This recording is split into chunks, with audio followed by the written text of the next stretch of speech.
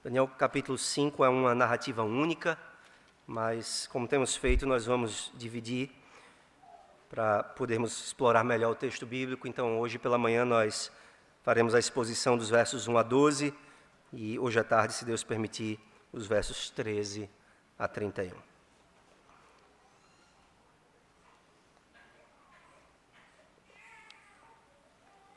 Daniel capítulo 5, começando no verso 1. O rei Belsazar deu um grande banquete a 1000 dos seus grandes e bebeu vinho na presença dos 1000. Enquanto Belsazar bebia e apreciava o vinho, mandou trazer os utensílios de ouro e de prata que Nabucodonosor, seu pai, tirara do templo, que estavam em Jerusalém, para que neles bebessem o rei e os seus grandes, as suas mulheres e as suas concubinas. Então trouxeram os utensílios de ouro que foram tirados do templo da casa de Deus que estava em Jerusalém, e beberam neles o rei, os seus grandes e as suas mulheres e concubinas. Beberam o vinho e deram louvores aos deuses de ouro, de prata, de bronze, de ferro, de madeira e de pedra. No mesmo instante apareceram uns dedos de mão de homem e escreviam defronte do candeeiro, na caiadura da parede do palácio real, e o rei via os dedos que estavam escrevendo. Então se mudou o semblante do rei, e os seus pensamentos o turbaram. As juntas dos seus lombos se relaxaram, e os seus joelhos batiam um no outro. O rei ordenou em voz alta que se introduzissem os encantadores, os caldeus e os feiticeiros. Falou o rei e disse aos sábios da Babilônia: qualquer que ler esta escritura e me declarar a sua interpretação, será vestido de púrpura, trará uma cadeia de ouro ao pescoço e será o terceiro no meu reino. Então entraram todos os sábios do rei, mas não puderam ler a escritura, nem fazer saber ao rei a sua interpretação. Com isto se perturbou muito o rei Belsazar, e mudou-se-lhe o semblante, e os seus grandes estavam sobressaltados. A rainha mãe, por causa do que havia acontecido ao rei e aos seus grandes, entrou na casa do banquete e disse: ó rei, vive eternamente. Não te turbem os teus pensamentos, nem se mude o teu semblante. Há no teu reino um homem que tem o espírito dos deuses santos. Nos dias de teu pai se achou nele luz, e inteligência e sabedoria, como a sabedoria dos deuses. Teu pai, ó rei o rei Nabucodonosor, sim, teu pai, ó rei, o constituiu chefe dos magos, dos encantadores, dos caldeus e dos feiticeiros. Porquanto espírito excelente, conhecimento e inteligência, interpretação de sonhos, declaração de enigmas e solução de casos difíceis se acharam neste Daniel, a quem o rei pusera o nome de Beltesazar. Chame-se, pois, a Daniel, e ele dará a interpretação. Amém. Vamos orar ao Senhor mais uma vez, irmãos. Ó Deus, assim como tu deste a Daniel o espírito de profecia, nós oramos para que o Senhor nos conceda nessa manhã o teu espírito de iluminação, para que nós possamos compreender a tua palavra espiritualmente, para que possamos ler a tua palavra como ela de fato é, a palavra de Deus, para que possamos ser transformados, Senhor, na nossa fé e na nossa prática, e sejamos feitos mais parecidos com aquele em quem o habito espírita sem medida, aquele que é a própria luz, o nosso Senhor Jesus Cristo. Que a glória da graça do teu evangelho brilhe sobre nós nessa manhã, Senhor, por meio dessa narrativa do Antigo Testamento. Em nome de Jesus nós oramos. Amém. Talvez os irmãos já tenham ouvido falar de um educador norte-americano, crítico cultural, chamado Neil Postman, que em 1985 publicou um livro muito famoso, não chegou a ser traduzido para o português, mas o título seria algo como Distraindo-nos até a Morte. E Neil Postman começa esse livro fazendo uma comparação entre dois outros grandes livros da literatura, 1984, de George Orwell, e Admirável Mundo Novo, de Aldous Huxley. E o que Neil Postman observa é que esses dois autores imaginaram futuros complicados, muito diferentes. Orwell havia imaginado um mundo no qual um governo tirano, através do Big Brother, removeria os direitos individuais das pessoas. Mas Huxley imaginou um mundo diferente. Ele imaginou um mundo em que o governo não ia precisar tirar os direitos de ninguém, porque as pessoas iam, em nome do entretenimento, em nome de uma droga que promovia a felicidade, as pessoas iriam se drogar e trocar os seus direitos para obter aquela felicidade. Ao comparar esses dois livros, essas duas visões do futuro, Neil Postman, nesse livro, ele aplica a visão de Aldous Huxley ao entretenimento. E ele diz que as pessoas estavam mergulhadas num mar de distrações. E mergulhadas nesse mar de entretenimento, distração e divertimento, as pessoas não se preocupavam mais em lidar com coisas sérias. Elas não se preocupavam mais em lutar contra a opressão, a tirania, e elas iam naturalmente cedendo às tentações tiranas dos governos. Irmãos, estudos mais recentes mostram que o uso de telas tem esse efeito sobre nós. As telas nos distraem no oceano de entretenimento, num oceano de diversão, num oceano de distração, e nós perdemos a capacidade de nos ocupar de assuntos sérios. Nós perdemos a capacidade de ter afeições e pensamentos e meditações em coisas importantes. É claro que as telas não são o único problema. Nós podemos usar qualquer coisa para nos distrair da verdade. As telas são apenas um problema particularmente comum na nossa época, mas nós podemos usar qualquer coisa para nos distrair de pensar sobre a verdade, de pensar sobre a morte, de pensar sobre a salvação, de pensar sobre aquilo que Jesus diz, que é o papel do Espírito Santo operar em nós. Ele convencerá o mundo do pecado, da justiça e do juízo. E enquanto o Espírito Santo está ocupado em nos convencer do pecado, da justiça e do juízo, muitas vezes nós estamos ocupados de evitar esses pensamentos, de evitar essas ideias, de não pensar no fim que está próximo e qual será o nosso destino depois da morte. A narrativa que nós temos diante de nós é a história de um homem que escolhe se distrair em vez de encarar os problemas que estão bem perto dele. Quando nós vamos ver logo que esse texto do capítulo 5, ele acontece no exato momento, essa festa que Belsazar dá, acontece no exato momento em que os medo-persas, sob o comando de Ciro, estão às portas, adentrando os muros da Babilônia para tomá-la. Babilônia está sitiada. Depois da glória do reino de Nabucodonosor, a cidade que foi construída majestosa, protegida, uma cidade aparentemente intocada, agora está cercada por um império inimigo. Ciro já derrotou várias cidades do império, ele está caminhando a 50 milhas da Babilônia e chegando às portas da cidade. O rei Belsazar sabe do que está acontecendo e o que ele resolve fazer? Ele resolve dar uma festa, ele resolve se distrair, ele resolve se entreter, ele resolve banquetear até a morte.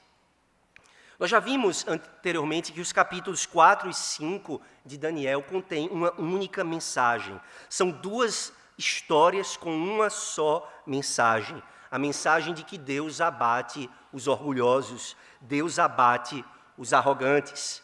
A grande diferença entre os capítulos 4 e 5 é que no capítulo 4, como nós vimos, Nabucodonosor é abatido por Deus, mas ele finalmente recobra o seu juízo, se humilha diante do Senhor, busca a face de Deus como um convertido, e então ele é restaurado ao reino. O que vai acontecer no capítulo 5 é algo muito diferente, um desfecho bem diferente do que nós vimos no capítulo 4. A mensagem do capítulo 5 de Daniel, irmãos, especialmente os versos 1 a 12, é a seguinte: quem despreza Deus é tolo, mas quem busca sabedoria do alto tem verdadeiro tesouro. Quem despreza a Deus é tolo, mas quem busca sabedoria do alto tem um verdadeiro tesouro. Nós vamos ver isso em 2 pontos. Em primeiro lugar, nos versos de 1 a 9, nós vemos a tolice da idolatria arrogante. Versos 1 a 9, a tolice da idolatria arrogante. Veja comigo o verso 1. O rei Belsazar deu um grande banquete a 1000 dos seus grandes e bebeu vinho na presença dos 1000. Nós precisamos falar um pouco sobre quem é Belsazar, porque ele aparece de forma surpreendente na nossa narrativa. Nós terminamos o capítulo 4 com Nabucodonosor como o grande rei e imperador da Babilônia. Belsazar é um rei sobre o qual nós não sabíamos nada além do que está escrito neste capítulo até cerca de 100 anos atrás. Não havia nenhum registro de um rei babilônico com esse nome nos documentos históricos extra-bíblicos. E os liberais, aqueles que não acreditam na inspiração da Escritura, zombavam do capítulo 5 de Daniel, porque a história da Babilônia é muito bem contada, e havia vários documentos e várias histórias da Babilônia, e nenhuma delas mencionava esse tal rei Belsazar. E aqueles que não confiam na palavra de Deus olhavam e diziam, está vendo? Aqui está mais um exemplo de como a Bíblia não é confiável. Acontece que cerca de 100 anos atrás, no final do século XIX, mais precisamente em 1854, o nome de Belsazar foi encontrado não em um, mas em dezenas de documentos que foram escavados por arqueólogos. E se descobriu que Belsazar era o filho mais velho de um rei da Babilônia, que nós já conhecíamos, chamado Nabonido. Nabonido foi rei da Babilônia entre 556 a.C. e 539. Ele foi rei por 17 anos. Só que Nabonido resolveu se dedicar a projetos fora da cidade da Babilônia. E ele deixou seu filho mais velho, Belsazar, como corregente. Durante 10 anos desses 17 em que ele reinou, então, Nabonido deixou Belsazar como seu segundo homem. E para todos os efeitos, na Babilônia, ele é tratado como rei. Esses documentos que foram descobertos contêm juramentos ao rei Belsazar e contêm outros documentos que mencionam Belsazar como rei. Nós estamos então aqui no capítulo 5 de Daniel, no último ano de vida do rei Belsazar. Nós sabemos com precisão que ano é esse, é o ano em que Ciro ou Dario conquistou a Babilônia, a cidade da Babilônia, foi o ano de 539 a.C. Então nós estamos 23 anos depois do que aconteceu no final do capítulo 4. 23 anos se passaram desde que Nabucodonosor havia sido humilhado e, enfim, restaurado ao seu reino. E quem está no lugar dele agora é um dos seus descendentes, o rei Belsazar. E como dissemos, Belsazar está sitiada, a cidade da Babilônia está sitiada pelo exército dos medos e dos persas. É o último dia do último ano de vida desse rei e da liberdade do Império Babilônico. E no meio dessa guerra, no meio dessa ameaça de morte, no meio dessa opressão que está chegando, o que é que o rei resolve fazer? Belsazar deu um grande banquete a 1000 dos seus grandes e bebeu vinho na presença dos 1000. Há muito para ser explorado nessa iniciativa de Belsazar de dar um banquete. Há uma clara demonstração de arrogância. Os exércitos estão fora das muralhas, e as muralhas da Babilônia eram consideradas intransponíveis. Nabucodonosor havia construído muitos celeiros dentro da cidade que armazenavam comida para anos.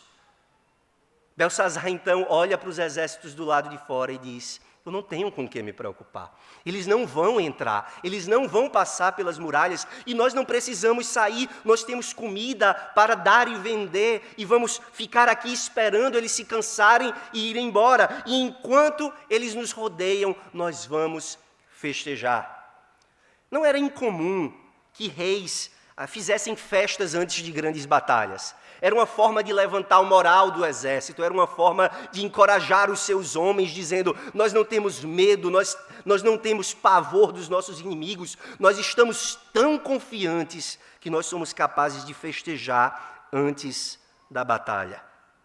Mas, ao mesmo tempo, há uma certa ironia nesse texto, porque o capítulo 4 enfatiza tudo aquilo que Nabucodonosor foi capaz de fazer. Ele construiu jardins, ele construiu muralhas, ele levantou uma cidade do nada, ele dominou o mundo inteiro. E Belsazar, a única coisa que ele é capaz de fazer é organizar uma festa. Tudo que ele é capaz de fazer é construir, ele não é capaz de construir um império, mas apenas de organizar uma festa. E o que é que Belsazar faz nessa festa? A ênfase está em 3 pecados, um mais grave do que o outro, cometidos por Belsazar. 3 pecados, um relacionado ao outro.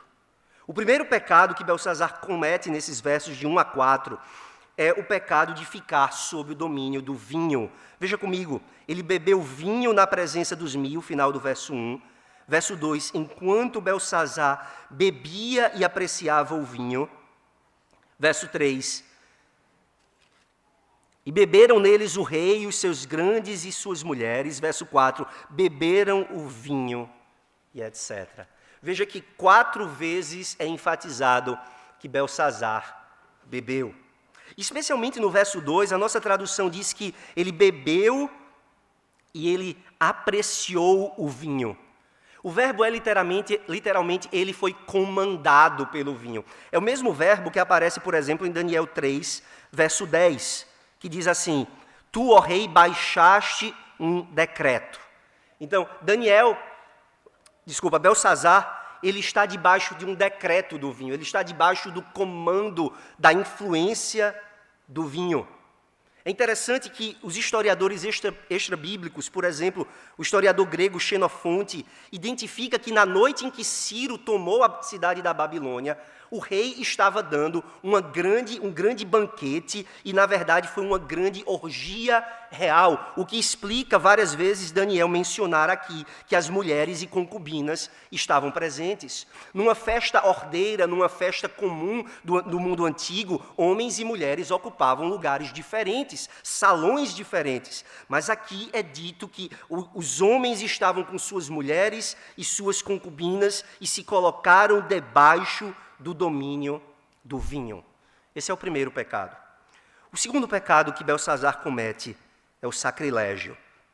Veja o que ele diz no verso 2. Enquanto Belsazar bebia e apreciava o vinho, mandou trazer os utensílios de ouro e de prata que Nabucodonosor, seu pai, tirara do templo que estava em Jerusalém, para que neles bebessem o rei e os seus grandes, as suas mulheres e concubinas. Então trouxeram os utensílios de ouro que foram tirados do templo da casa de Deus que estava em Jerusalém e beberam neles o rei, os seus grandes e as suas mulheres e concubinas.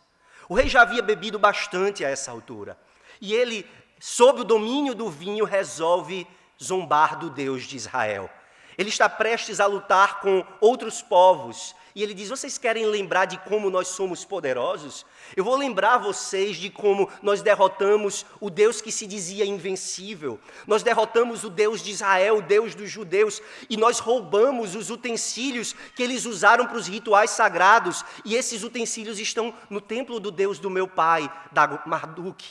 E Belsazar manda tomar esses utensílios. As taças que eram usadas para os sacrifícios, as bacias que eram usadas para a adoração de Deus, ordenada por Deus no livro de Levítico.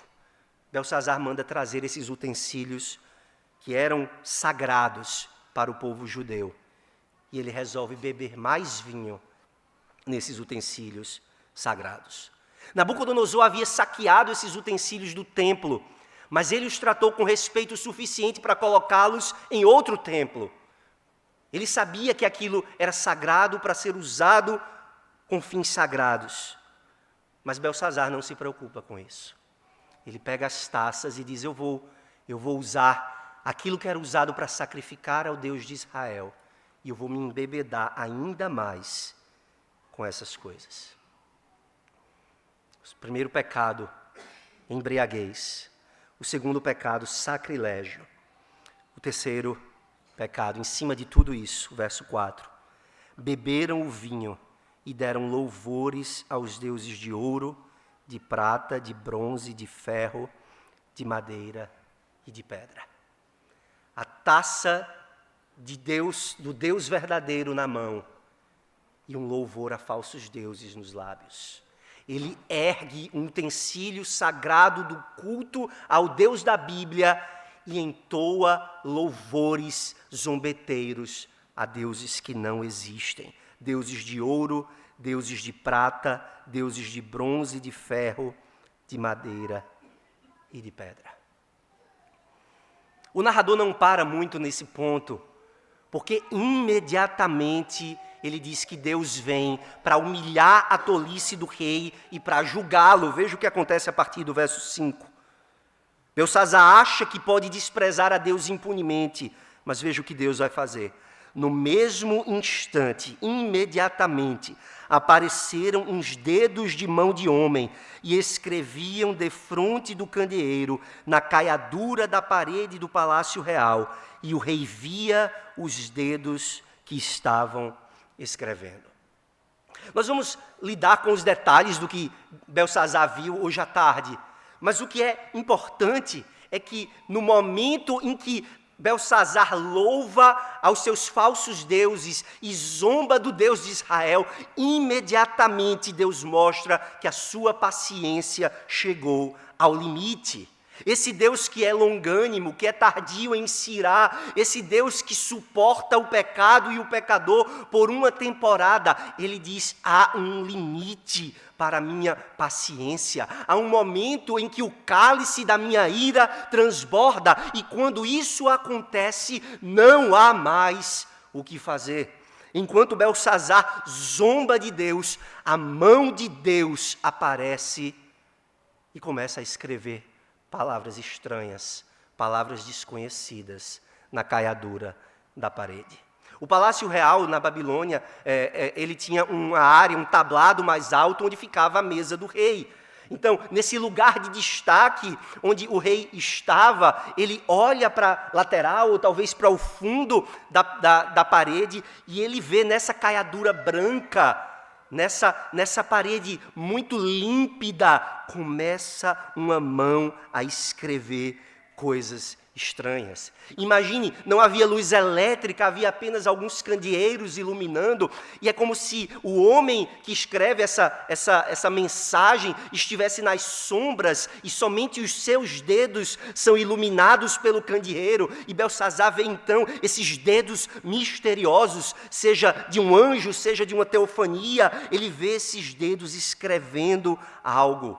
E não é uma escrita superficial, em giz. A ideia é de que ele está gravando, marcando como em pedra o destino de Belsazzar. É uma inscrição, ele está marcando a parede com essas palavras. Belsazzar não entende o que está escrito, mas ele entende o que está acontecendo. Ele não entende qual é a mensagem que está sendo dada, mas ele entende que é uma mensagem divina. E ele fica em pânico. Ele fica em pânico. Veja o que é dito no verso 6. Então se mudou o semblante do rei. Os seus pensamentos o turbaram. As juntas dos seus lombos se relaxaram e os seus joelhos batiam um no outro. O rei treme no corpo e na alma. E a maioria dos comentaristas contemporâneos concorda que essa expressão, as juntas dos seus lombos se relaxaram, é uma forma suave de dizer que se você olhasse por debaixo da mesa, você veria as roupas do rei molhadas. Ele está apavorado ao ponto de que ele não controla as funções vitais do seu corpo. Ele não consegue mais manter a postura. Ele está desesperado, de calças molhadas, e assim, envergonhado, humilhado, ele manda chamar os sábios. E é impressionante isso, irmãos, impressionante. Esse homem que está rodeado por um exército, que está prestes a ser derrotado, que acabou de ver uma mensagem apavorante, uma visão apavorante, ele não se humilha. Ele manda chamar os sábios e ele ainda se acha cheio do poder. E ele oferece, qualquer que ler essa escritura, verso 7, e me declarar a sua interpretação, será vestido de púrpura, trará uma cadeia de ouro ao pescoço e será o terceiro no meu reino. Do que importa? O reino vai ser destruído em algumas horas. Ele ainda acha que tem todo o poder. Ele diz, eu vou dar honras, eu vou vestir de púrpura, eu vou colocar um cordão de ouro, como Faraó colocou sobre José, e ele será o terceiro no meu reino. Meu pai Nabonido é o primeiro, eu sou o segundo, esse será o terceiro. E mesmo assim, Belsazar não consegue encontrar a interpretação do sonho. Os sábios entram no verso 8, não leem a escritura, não leem o que está escrito, não conseguem interpretar, e o rei fica perturbado. E todas as pessoas naquela festa não sabem o que fazer para acalmar o rei. Nós vemos aqui, irmãos, a tolice da idolatria arrogante. E há muitas lições importantes para nós nesses versos 1 a 9. Queria que você meditasse comigo em algumas dessas lições. A primeira delas, a mais óbvia e importante, é que nós podemos confiar na Bíblia. Você não precisa temer o que a ciência descobre, ou o que a arqueologia sabe ou não sabe sobre o mundo antigo. Nós podemos confiar na veracidade das Escrituras. Quando o relato bíblico não bate com o que os arqueólogos dizem ou com o que os cientistas pensam, nós não devemos capitular e renunciar à nossa confiança na Bíblia, porque vez após vez a ciência e a arqueologia confirmam que o relato bíblico é digno de toda confiança. Mas nós não confiamos por causa da ciência. Nós não confiamos por causa da arqueologia, mas nós confiamos na Bíblia porque o Espírito Santo dá testemunho no nosso coração de que o que está escrito na Bíblia é a palavra de Deus. E nós podemos confiar. Vocês, crianças, quando vocês leem a Bíblia, vocês não estão lendo um gibi de super-herói, vocês não estão lendo um livro de fantasia, vocês estão lendo sobre eventos e personagens reais. Vocês estão lendo história, vocês estão lendo verdade. E nós podemos confiar no que a Bíblia diz. Os homens zombam da palavra de Deus, e vez após vez, Deus confirma a verdade daquilo que Ele revelou. A segunda aplicação desses versos, irmãos, cuidado com o perigo do vinho. Cuidado com o perigo da bebida alcoólica. Jovens, eu sei que muitos de vocês recentemente descobriram o significado da liberdade cristã. E eu não quero tirar nem 1 milímetro dessa liberdade que nós temos em Cristo. Essa liberdade que nós temos de desfrutar da comida e da bebida que Deus deu com ações de graças para a glória dEle. A Bíblia nos ensina que tudo que Deus criou é bom e que deve ser recebido com ações de graças. Mas tenha cuidado. Não é à toa que a Bíblia nos alerta tantas vezes sobre o perigo da bebida forte. O vinho, a bebida alcoólica trazem perigos reais. E na Escritura são sempre os ímpios, são sempre os adúlteros, que são descritos como homens dados a muito vinho. O homem de Deus é descrito na Bíblia como sóbrio, como moderado, como alguém com autocontrole, como alguém que não perde a noção, não perde as estribeiras. É alguém que sabe usar os dons de Deus com sabedoria, com moderação, para a glória de Deus e não para a vergonha do nome do Senhor.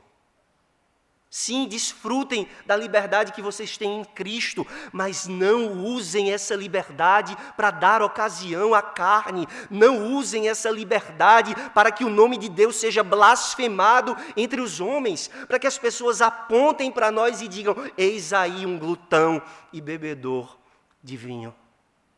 Usemos, irmãos, a nossa liberdade para mostrar que somos controlados não pelo vinho, não pela bebida forte, mas pelo Espírito Santo, como veremos que é descrito o profeta Daniel. Uma terceira aplicação desses versos: não despreze aquilo pelo qual Deus se faz conhecido.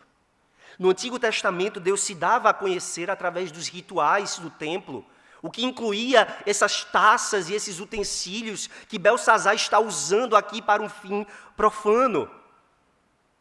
Na nossa época, Nós não temos mais utensílios sagrados. Nós não temos mais um templo dedicado ao Senhor como no Antigo Testamento. Mas Deus ainda se faz conhecido por alguns meios. Os nomes de Deus, os seus títulos, os seus atributos, as suas ordenanças, a sua palavra, Deus se dá a conhecer por meio dessas coisas. E nós tomamos o nome de Deus em vão. Nós quebramos o terceiro mandamento, não apenas quando nós fazemos um juramento leviano, mas quando nós usamos essas coisas, os nomes, atributos, obras, ordenanças de Deus, de forma irresponsável, de forma descuidada. Cuidado com o uso que você faz do nome de Deus. Cuidado com a maneira como você fala dos títulos de Deus, dos atributos de Deus, das ordenanças de Deus, da palavra de Deus. Cuidado com a zombaria com coisas espirituais. Cuidado com a curiosidade profana, como o nosso catecismo fala, sobre temas que você não tem maturidade para estudar. Cuidado para não tomar o nome de Deus em vão. Uma quarta lição desses versos, irmãos. Não pense que sua alegria profana e idólatra durará para sempre. Não pense que a sua alegria profana e idólatra durará para sempre. Belsazar estava no último dia de sua vida, cercado por exércitos. E, em vez de meditar nas palavras do Deus vivo, ele resolveu zombar. Nós vimos recentemente um episódio que me dá uma certa vergonha de mencionar do púlpito, mas um episódio em que uma cantora famosa no carnaval fez zombaria com o Apocalipse, fez zombaria com os últimos dias, fez zombaria com as coisas de Deus. E rindo com outros ímpios das coisas de Deus, ela julga que a sua alegria profana e idólatra vai durar para sempre. Irmãos, nós precisamos pensar com seriedade sobre Deus e suas coisas, e as coisas de Deus. Os salmos falam de muitos que zombam de Deus, que dizem Deus não vê, Deus não faz nada, Deus não age, Deus não se preocupa. Mas os salmos dizem que Deus é paciente, mas não é inativo.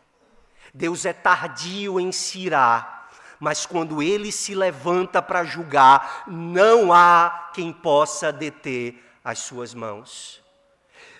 O apóstolo Pedro usa essa mesma ideia para dizer, não pensem que a volta do Senhor está sendo atrasada, não pensem que a vinda do Senhor está sendo tardia. Não confundam a paciência de Deus com mentira. Não confundam a paciência de Deus com inatividade, com cegueira. Deus vê, Deus considera, Deus julga e Deus age. Quando Ele se levantar para julgar, não há quem possa detê-lo. Nós vimos então nos versos de 1 a 9 a tolice da idolatria arrogante. Os versos 10 a 12 nos ensinam sobre o tesouro da sabedoria espiritual. Veja comigo o verso 10. A rainha mãe, por causa do que havia acontecido ao rei e aos seus grandes, entrou na casa do banquete e disse, ó rei, vive eternamente. Não te turbem os teus pensamentos, nem se mude o teu semblante. Há no teu reino um homem que tem o espírito dos deuses santos. Há no teu reino um homem que tem o espírito dos deuses santos. Uma nova personagem entra, e ela é chamada na nossa tradução de a rainha mãe. A palavra aramaica é simplesmente rainha, mas a tradução está correta, porque não pode ser uma esposa de Belsazar, porque o narrador tinha dito que todas as mulheres e concubinas estavam presentes na festa. E essa mulher que entra, essa rainha que entra, ela não estava participando da festa, ela não estava sob o domínio do vinho, ela ouve o que aconteceu, ela fica sabendo do evento, ela fica sabendo que Belsazar está desesperado, e ela então entra em cena. Talvez ela fosse uma própria esposa de Nabucodonosor ainda viva, e, portanto, a avó de Belsazar. Ou talvez fosse a mãe de Belsazar, casada, uma filha de Nabucodonosor, casada com Nabonido. Nós não sabemos exatamente quem essa mulher é, mas nós sabemos que ela é a única, parece, em toda a corte do rei, que tem lembrança do que tinha acontecido 23 anos atrás. Ela é a única que se lembra de que existe um velho relegado num canto da corte que talvez tenha a interpretação do escrito na parede. Lembre-se, são 23 anos desde o final do capítulo 1, o que significa que Daniel já tem por volta de 80 anos. 23 anos que Nabucodonosor se foi e, portanto, 23 anos que Daniel parece ter sido esquecido, colocado em ostracismo, ninguém se lembra mais dele. E essa mulher olha para o seu neto ou seu filho e fala com ele e diz: há um homem no teu reino. É uma sutil repreensão. Ela está dizendo: você deveria conhecer um pouco dos recursos que você tem à sua disposição. Você deveria saber que esses sábios que você chamou não têm nada a oferecer, mas que existe um homem que é diferente. Um homem que é capaz de esclarecer o mistério. Existe um tesouro de sabedoria esquecido entre nós, e você deveria se lembrar dele, ó rei. Daniel, ela diz, Daniel é capaz de desvendar o mistério. Quem é esse Daniel, irmãos? Como é que a rainha mãe descreve Daniel? Essa descrição é muito interessante e exige de nós alguma atenção. Ela diz no verso 11, há no teu reino um homem que tem o espírito dos deuses santos. Nós já falamos sobre essa expressão e dissemos que ela também pode ser traduzida como um homem que tem o espírito do Deus Santo. E é assim que Daniel quer que os leitores leiam essa declaração. A rainha talvez não acredite em um único Deus, mas Daniel quer que os seus leitores identifiquem. Ele é um homem, não que tem o espírito dos deuses, mas que tem o espírito de Deus. Ele é descrito ele é descrito como um profeta. Ele é descrito como um homem que fala pelo Espírito de Deus. Mas ainda ele é descrito como um homem de confiança. Veja o final do verso 11. Nos dias de teu pai se achou nele luz, inteligência e sabedoria como a sabedoria dos deuses. Teu pai, ó, o rei Nabucodonosor, sim, teu pai, ó rei, o constituiu chefe dos magos, dos encantadores, dos caldeus e dos feiticeiros. Porquanto espírito excelente, conhecimento, inteligência, interpretação de sonhos, declaração de enigmas e solução de casos difíceis se acharam neste Daniel, a quem o rei pusera o nome de Beltesazar. É curioso que ela descreve Daniel como alguém de confiança, alguém que tinha sido experimentado e aprovado pelo rei, alguém que tem luz, sabedoria, alguém que é capaz de desvendar enigmas, e ela chama Daniel pelo seu nome judaico. Ele é Daniel a quem o rei pôs o nome de Beltesazar. Ele é um profeta do Deus Altíssimo. E ela termina dizendo, chame-se, pois, Daniel, e ele dará a interpretação. Ele é capaz de explicar o que está escrito e gravado nessa parede. Irmãos, nós precisamos pensar sobre essa descrição de Daniel aqui. Nós precisamos pensar sobre aquilo que é dito a respeito desse homem. Ele é descrito como um homem cheio do Espírito Santo de Deus. E o contraste entre Beltesazar cheio de vinho e um homem cheio do Espírito Santo imediatamente deveria nos levar para o Novo Testamento, para o livro de Efésios, onde o apóstolo Paulo diz, não vos embriagueis com vinho, mas enchei-vos do Espírito. Essa rainha pagã, até onde nós sabemos, não tem fé salvadora no Deus vivo, mas ela conhece Daniel como um homem cheio do Espírito Santo de Deus. Um homem diferente, um homem marcado por um outro estilo de vida, um homem que não se seduz pelas riquezas da Babilônia, um homem que não se seduz pelos poderes, um homem que não se seduz pelas tentações que são colocadas diante dele, mas um homem que tem sabedoria do alto. Ah, irmãos, quem dera que os crentes da Igreja de Cristo fossem todos conhecidos assim. Quem dera que fôssemos todos conhecidos pelo mundo como homens cheios do Espírito Santo, como mulheres cheias do Espírito Santo e de sabedoria. Quem dera, irmãos, as pessoas apontassem para nós e, em vez de dizerem, aí vai uma fofoqueira, dissessem, aí vai uma mulher cheia do Espírito Santo. Que, em vez de dizerem, aí vai uma mulher que se intromete nos assuntos dos outros, dissessem, aí vai uma mulher cheia de sabedoria. Quem dera, irmãos, que os homens olhassem para nós e dissessem, em vez de dizerem, aí vai alguém que busca a riqueza a todo custo, dissessem, aí vem um homem que entesoura a sabedoria e que considera a palavra de Deus como maior riqueza do que os tesouros dessa vida. Ah, irmãos, que esse fosse o testemunho que o mundo desse da igreja, que apontasse para nós e dissessem, esses são homens e mulheres cheios de luz, cheios do Espírito de Deus, cheios de inteligência, cheios de sabedoria. Quem dera fosse esse o testemunho que o mundo dá de nós. Mas para que isso seja verdade a nosso respeito, irmãos, nós precisamos fazer o que esse texto nos manda fazer indiretamente. Esse texto nos diz que nós devemos ser pessoas dedicadas à palavra de Deus. Essa rainha pagã é a única no capítulo que dá valor à palavra de Deus. Ela diz, chame-se o profeta do Deus Altíssimo, ele vai saber interpretar.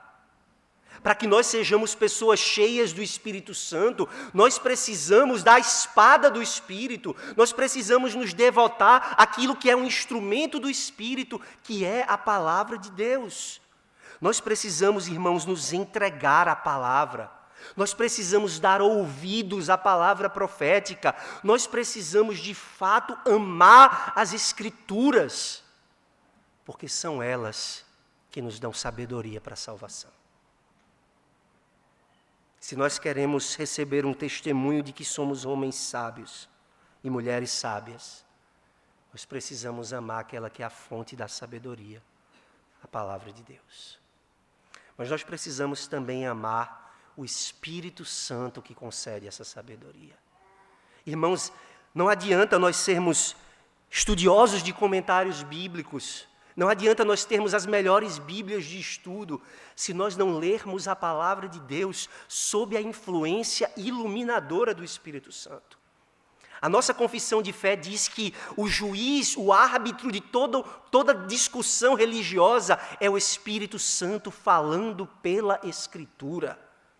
Nós dependemos do Espírito para julgar a verdade da mentira, o ensino correto do ensino falso. Nós dependemos do Espírito Santo para conhecer a palavra de Deus como ela de fato é, a palavra de Deus. Nós precisamos do Espírito Santo para ouvirmos a palavra de uma forma salvadora.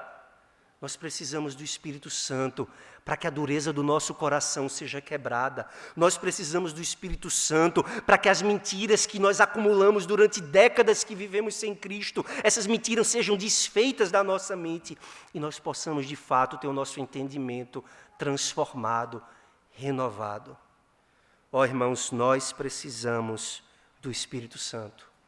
Não para falar em outras línguas, não para ouvirmos novas revelações, mas nós precisamos profundamente do Espírito Santo para entender as coisas de Deus e viver de acordo com a palavra de Deus. Não despreze a palavra de Deus, não despreze o Espírito Santo de Deus. Uma terceira lição nesse texto. Só existe um lugar onde nós podemos encontrar verdadeira sabedoria. Só existe uma pessoa em quem todos os tesouros da sabedoria e do conhecimento estão ocultos. Daniel, como um servo do Deus Altíssimo, como um servo de Jesus Cristo, ele é descrito em termos que nos lembram como o nosso Senhor vai ser descrito mais à frente. O profeta Isaías, por exemplo, diz no capítulo 11, que esse Jesus, esse Messias que ainda haveria de vir, ele seria alguém cheio do Espírito Santo. O Espírito seria derramado sobre ele sem medida. E esse é Jesus. O apóstolo João, no capítulo 12, verso 45, diz exatamente isso. Deus não lhe dá o Espírito por medida. Daniel é descrito aqui como um homem cheio de luz. Jesus não é descrito como um homem cheio de luz, ele é descrito como a própria luz. João capítulo 1. A luz que vinda ao mundo ilumina todo homem. No Evangelho de João ele diz ainda, eu sou a luz do mundo. Quem me segue não andará nas trevas, mas verá a luz da vida. Você quer ser sábio? Você quer ser cheio de conhecimento e de entendimento e de inteligência? Você quer ser conhecido como alguém cheio de piedade e de temor a Deus? Corra para Jesus Cristo. E por sua palavra e Espírito, ouça os seus ensinos e se submeta a Ele. Porque somente nele nós achamos os mais ricos tesouros da sabedoria. Irmãos, há uma última lição nesses versos. O testemunho que a rainha mãe dá de Daniel nos lembra de que o status mundano é passageiro, mas o caráter piedoso é eterno. Belsazar vai oferecer honras, ele vai oferecer púrpura e colares e cargos que em 24 horas não vão servir mais de nada. Mas aquele que se esconde em Jesus Cristo, aquele que encontra sabedoria em Jesus Cristo, ele vai desenvolver um caráter piedoso que dura para sempre. No Novo Testamento, em Lucas capítulo 12, se você puder, abra comigo. Em Lucas capítulo 12, Jesus fala de um homem como Belsazar, um homem distraído. Só que esse homem não estava distraído pelo vinho, mas distraído pelo trabalho e pelo dinheiro. Lucas capítulo 12. Jesus começa essa história dizendo no verso 15, tende cuidado e guardai-vos de toda e qualquer avareza, porque a vida de um homem não consiste na abundância dos bens que ele possui. E aí Jesus fala desse homem rico, e esse homem conquista muita coisa, ele tem uma safra frutífera, e aí ele olha para os campos, ele olha para a colheita abundante que ele vai fazer. O seu coração se enche, como o coração de Belsazar se encheu. E ele diz, eu vou fazer o seguinte, eu vou mandar destruir toda a estrutura que eu tenho e construir uma estrutura maior. Eu vou fazer celeiros maiores para guardar mais da minha safra. E eu vou ficar muito rico. E eu vou recolher para mim o produto de todos os meus bens. E aí ele termina com palavras que soam como Belsazar. Veja o verso 19. Então direi à minha alma, tens em depósito muitos bens para muitos anos. Descansa, come, bebe, regala-te. E Deus aparece como apareceu a Belsazar. Não escrevendo na parede, mas com uma palavra clara. Louco, esta noite te pedirão a tua alma. E o que tens preparado, para quem será? Jesus interpreta, assim é o que entesoura para si mesmo. E não é rico para com Deus. Quem despreza a Deus é tolo. Quem confia nas riquezas é tolo. Quem confia nos muros da Babilônia é tolo. Quem confia no dinheiro que tem guardado dentro da cidade é tolo. Quem zomba de Deus é tolo. Quem toma o nome de Deus em vão é tolo. Quem idolatra os ídolos é tolo. Mas quem busca a sabedoria do alto encontra verdadeiro tesouro. Quem tem a Jesus Cristo tem verdadeiro tesouro. Não faça como Belsazar, irmão. Não se deixe distrair até a morte. Não vá se entreter até a morte. Não trate essas coisas como de pouca importância. Não despreze as coisas de Deus e a verdade de Deus. Abandone a tolice de achar que você pode desprezar a Deus sem maiores consequências. Busca uma vida de sabedoria. Busca uma vida aos pés de Jesus Cristo. Submeta a sua vida àquele que é a própria luz, aquele que é a própria sabedoria. Venha a Cristo e você terá um tesouro maior do que qualquer riqueza. Amém. Vamos orar ao Senhor. Perdoa-nos, Senhor, pela nossa tolice de viver vidas distraídas, pelo nosso trabalho, pelas preocupações com as coisas dessa terra, pelo entretenimento, pela diversão.